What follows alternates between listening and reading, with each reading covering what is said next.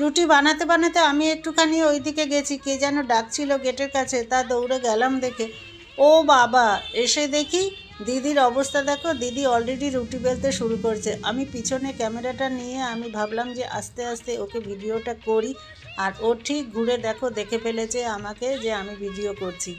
তা দেখো সম্পূর্ণরূপে রুটিটা কিন্তু দিদি নিজেই বেলছে, আর আমি যা কাজ করতে যাব ও সেখানেই নাক গলাবে, হাত বাড়াবে, মানে ওর জন্য কোনো কাজ করে শান্তি নেই, সব কিছু আমাকে ডুপ্লিকেট করার চেষ্টা করে। দেখো রুটিটা কিন্তু খুব সুন্দরভাবে বেলেছে, আর পুরোটাই দেখো গোল টাইপের হয়ে গেছে। একটু সামান্য চৌকো হয়েছে বটে, তবে কিন্তু রুটিটা সুন্দর হয়েছে, খাওয়ার মতন হয়েছে, আর সত্যিকারের রুটির মতনই দেখতে লাগছে।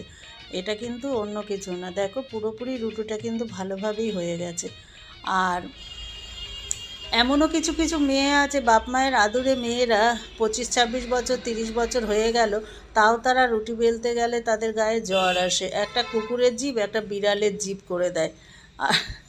তো দেখো আমাদের দিদির রুটিটা কিন্তু কত সুন্দর বেলেছে, আর কোথায় 25 বছরের একটা মেয়ে, আর কোথায় 5 বছর 4 বছরের একটা মেয়ে, কতটা তফাৎ, কতটা ডিফারেন্স দেখো, এই বয়সেও এত সুন্দর করে রুটি বেলেছে। তোমাদের কেমন লাগলো তোমরা কিন্তু অবশ্যই কমেন্ট জানাবে, আর এই দিদির জন্য একটু লাইক শেয়ার সাবস্ক্রাইব অবশ্যই করে দেবে।